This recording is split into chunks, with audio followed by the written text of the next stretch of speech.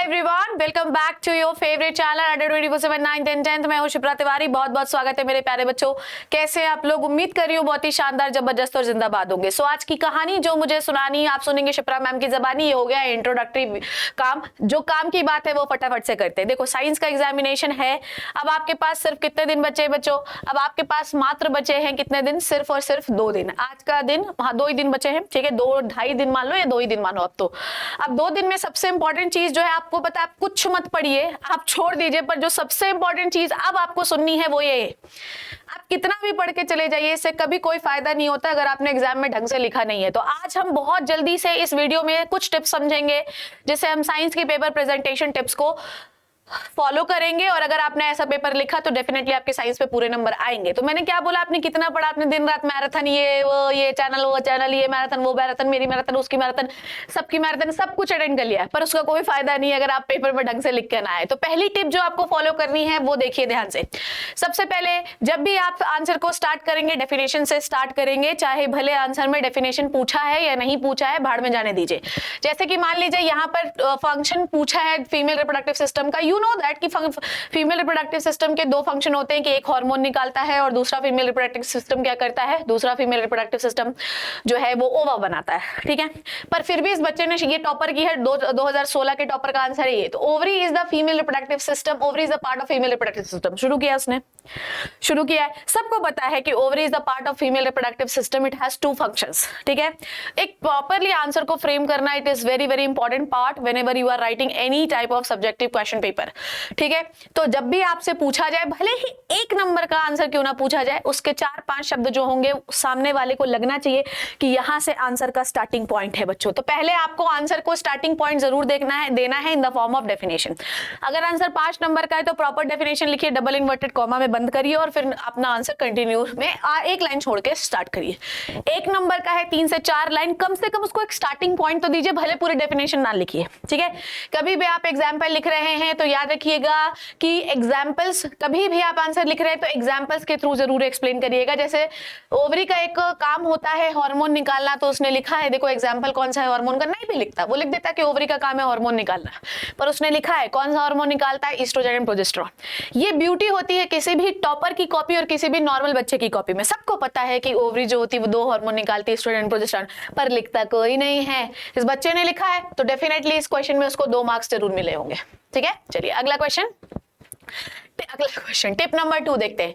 Tip number 2 जो है, हमेशा जब भी आप 3 से 5 नंबर वाला क्वेश्चन लिख रहे हैं तो याद रखिएगा कि हमेशा पॉइंट्स में ही आंसर लिखिए। जैसे ये बच्चा लिख रहा है क्वेश्चन नंबर ए, तो इसने 1 नंबर लिखा है, 2 नंबर लिखा है, ऐसे ही आप पॉइंट्स बना के आंसर लिखिए। इसने भी पॉइंट, जरूरी नहीं 3 या 5 नंबर। अगर आपके क्वेश्चन पेपर में 1 से ज्यादा पॉइंट, या आपको लगता है कि ये आंसर आपका 2 लाइन से ज्यादा जा रहा है, मेक इट द पॉइंट। अब दूसरी बात इसमें बहुत अच्छी बताती हूँ, जरूरी नहीं है मैम हम पॉइंट में सब लिख के आ गए थे पर हमको जो है साइंस में सिर्फ 10 नंबर मिला है या 20 नंबर मिला है या 45 नंबर मिला है या 50 नंबर मिला है। कारण क्या है? हो सकता है कि आपको इन्फॉर्मेशन पूरी नहीं पता थी और आपने इतने सॉफ्ट तरीके से इन्फॉर्मेशन लिख दी। अब जिसको नहीं भी देखना था वो भी आपकी गलत इन्फॉर्मेशन देख लिया है और आपको अंडा बट्टे सन्नाटा मिल चुका है।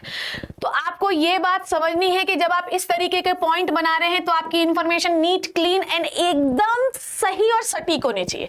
जब भी आपको ऐसा लगता है कि आपकी इन्फॉर्मेशन सही नहीं है बच्चों, तो उसको पॉइंट्स में मत लिखिएगा, क्योंकि एग्जामिनर की नजर हमेशा पॉइंट्स पे जल्दी जाती है। तो आप चाहते हैं कि मेरा आंसर एग्जामिनर देखे तो पॉइंट्स में लिखिए। जब आप चाहते हैं कि बिना देखे थक जाए और नंबर दे दे, पॉइंट्स में मत लिखिए। जब आप चाहते हैं कि एग्जामिनर मेरी कॉपी में मेरे इन पॉइंट्स को देखे तो आंसर को आगे लिखिए।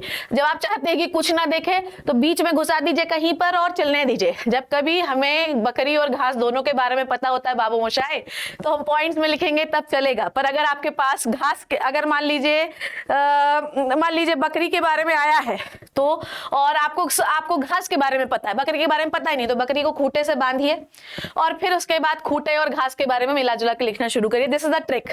जब आपको नहीं आता है तब आपके पास कोई ऑप्शन नहीं है, पर जब आपको आता है तो हमेशा पॉइंट्स में ही आंसर लिखेंगे, ठीक है।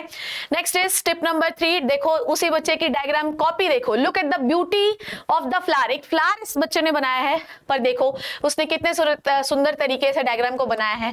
लेबलिंग जो है कैपिटल लेटर पे की है, और उसने, आपके पास टाइम है तो स्केल से एरो लगाइए, नहीं है तो मत लगाइए, पर कैपिटल लेटर पे लिखिए। एकदम साफ सुथरा डायग्राम बनाया है, एकदम पेंसिल से, वो भी आपको बनाना है।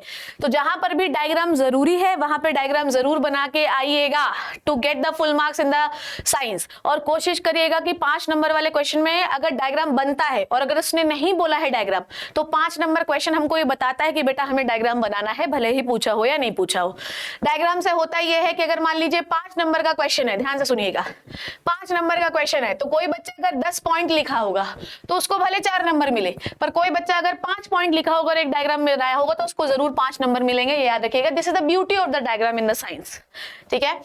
Tip number 4, you should highlight the important point और underline the by the pencil. देखो जैसे इसने होमोजाइगस और हेट्रोजाइगस को वो दिखाना चाहता था, इसलिए उसने हाईलाइट किया। वो फॉल्स को दिखाना चाहता था, इसलिए उसने डबल लाइन से हाईलाइट किया। हाईलाइट के लिए आप ब्लू पेन यूज करिए, पेंसिल यूज करिए, समय नहीं रहता है तो आप ब्लू पेन से ही हाईलाइट करिए। हाईलाइट हमको ये बताता है कि देखो देखो बाबू मोशाए, ये जो शब्द लिखा है ये तुम्हें देखना है। हाईलाइट करना ये बताता है कि भैया जी आपको मैं दिखाना चाह रहा हूं, आप क्यों नहीं देख रहे। देखो वास्ट डिफरेंस, लीवर, उसने हर जगह पे हाईलाइट किया जहां पर भी देखो every month, menstrual cycle, oestrogen and progesterone. जिन शब्द पे आप चाहते हैं कि मेरे पूरे आंसर का सबसे इंपॉर्टेंट कीवर्ड यही है, तो आपको उन शब्द को हाईलाइट जरूर करके आना है बच्चों, याद से। और पेंसिल से कर लो, टाइम नहीं होता तो पेन से भी कर सकते हो, ठीक है। नाउ नेक्स्ट इज, जब भी ऑब्जेक्टिव, आपको पता है कि करीब 20 क्वेश्चन आपके ऑब्जेक्टिव आने वाले हैं, तो जब भी आप ऑब्जेक्टिव बताना चाहते हैं कि मेरा राइट आंसर ये है, पूरा ऑब्जेक्टिव तो लिखते नहीं बैठेंगे, तो आप इसको कैसे प्रेजेंट करेंगे मैं आपको ये बता देती हूं। मान लो कि हमारा आंसर नंबर 1 है, अब आंसर नंबर 1 में ABCD नहीं लिखना, प्रॉपरली डब्बा बनाना। मान लो ईस्ट्रोजन है आंसर, तो ईस्ट्रोजन डब्बा बना के इस तरीके से आप आंसर लिख रहे हो। For binary fission amoeba required 1 parent cell, तो उसने जहां पर भी राइट आंसर था उसको उसने डब्बे में बनाया। आप पूरी लाइन लिखने का टाइम नहीं है तो आंसर 1 डालो, आंसर को लिखो, 1 वर्ड आंसर ही होगा, उसको डब्बे में पैक करो। डब्बा बनाने से चीजें अट्रैक्टिव दिखती हैं। और कभी भी गुचुर पुचुर मत करना, लाइन छोड़ के प्रॉपरली लिखना। CBSE ने बराबर फ्री कॉपीज दी हैं, आपको मिलेंगी, ठीक है। तो जब भी एक आंसर लिखने के बाद थोड़ा एक लाइन छोड़ो, फिर दूसरा लिखो, फिर एक लाइन छोड़ो, फिर तीसरा लिखो और डब्बे के अंदर पैक कर दो, ठीक है। टिप नंबर 6 क्या है, या तो आप नंबरिंग डाल दो 1 2 3, पर इतना टाइम नहीं होता, पहले 1 लिखो ये, तो मैं तो स्टार बना देती थी, स्टार, ठीक है। तुम चाहो तो बुलेट बना सकते हो, तुम चाहो तो एरो भी बना सकते हो, पर जब भी आप अपने पॉइंट्स लिख रहे हैं तो उनमें बुलेट्स, नंबरिंग, एरो कुछ भी लगाइए। अब आप इसमें क्या होता है ना, नंबरिंग में प्रॉब्लम होती है कि मान लो कभी कॉपी चेक कर रहे होते हैं और हमें बीच में यहाँ पे एक और पॉइंट याद आता है, तो फिर बीच में घुसा देते हैं पॉइंट्स, तो भैया नंबरिंग जो है चेंज हो जाती है। तो नंबरिंग वाला सिस्टम मत करना, बुलेट वाला या स्टार वाला पॉइंट करना। जब भी पॉइंट स्टार्ट करते हैं स्टार जरूर लगाना, ठीक है, ताकि आप दिखे कि ये पॉइंट है, ये अगला पॉइंट है, ये तीसरा पॉइंट है, 10वां पॉइंट है। टिप नंबर 7, जब भी डिफरेंस लिखते हैं गुची पुची बिल्कुल भी नहीं करेंगे। इस बच्चे ने तो सिर्फ कॉलम खींचा है, पर अगर मैं होती ना तो यहां पर भी एक लाइन खींचती। पहला डिफरेंस ये है, पहला डिफरेंस मेरे लिए ये है, फिर उसके बाद दूसरा डिफरेंस मेरे लिए ये है, तीसरा डिफरेंस मेरे लिए ये है, और इस तरीके से आप प्रॉपरली डिफरेंशिएट कीजिए कि मेरा कॉलम बना के डिफरेंशिएशन लिखिए 1 2 3 4। कैसे नहीं मिलेंगे पूरे नंबर, पूरे नंबर मिलेंगे। और इन सब चीजों में भी सबसे इंपॉर्टेंट चीज क्या है, इस बच्चे की कॉपी देखो यार, इस बच्चे की कॉपी देखो। ना चाहते हुए भी एग्जामिनर हर एक लाइन देख सकता है जो वो चाहता है। तो सबसे इंपॉर्टेंट चीज क्या है, जो भी आप लिख रहे हैं वो एकदम साफ, सटीक, ग्रैस्प करने वाली इंफॉर्मेशन होनी चाहिए। क्योंकि एग्जामिनर जो होता है ना वो इरिटेट बहुत जल्दी हो जाता है। इतनी सारी कॉपियां चेक करनी होती लल्ला, अब इतनी सारी कॉपियां चेक करेंगे तो इरिटेट तो होंगे ही ना, तो इरिटेट मत करो उनको, ठीक है। साफ सुथरी इंफॉर्मेशन लिखो और कोई भी क्वेश्चन छोड़ के नहीं आएगा, चाहे आता है चाहे नहीं आता है। तुमने आसपास की इतनी सारी चीजें पढ़ ली हैं कि वो नहीं तो कुछ और सही सनम, कुछ और नहीं तो कुछ और सही सनम, पर क्वेश्चन कोई भी छोड़ के नहीं जाएगा। गलत, वैसे तो मैं ये नहीं बोलूंगी क्योंकि आपने ऑलरेडी सब पढ़ लिया और आपको सब आता है, पर उस समय पर बोर्ड्स देना अपने आप में एक स्ट्रेस वाली चीज थोड़ी हो ही जाती है यार। तो अगर मान लो कोई क्वेश्चन हमें याद नहीं आ रहा है तो गलत क्वेश्चन, गलत आंसर को लास्ट में लिख के जरूर आना, क्या पता उस दिन आपकी किस्मत चमक जाए और नंबर मिल जाए, ठीक है। कुछ भी हो सकता है, है साथियों, कुछ भी हो सकता है, पर याद रखना गलत को भी ऐसा लिखना कि वो दिखना नहीं चाहिए कि गुची पूची गलत लिख दिया है, नहीं, लिखो भी एकदम साफ सुथरा कि एग्जामिनर बोल रहा होगा यार ये लड़का इतना सारा क्वेश्चन सही लिखा है तो ये भी डेफिनेटली सही लिखा ही होगा, चलो नंबर दे देते हैं। तो ये अच्छा, ये मैं आपको सिखा नहीं रही हूं, ये मैं एक आइडिया आपको बता रही हूं कि ऐसे होता है। So these are the some paper presentation tips जो आपको जरूर फॉलो करनी है बच्चों जब आप एग्जाम देने जा रहे हैं, वो भी साइंस का। और डायग्राम्स, फॉर्मूलाज, इन सबको बॉक्स के अंदर जरूर भरिएगा क्योंकि बॉक्स जो है उस पर नजर बहुत जल्दी पड़ती है।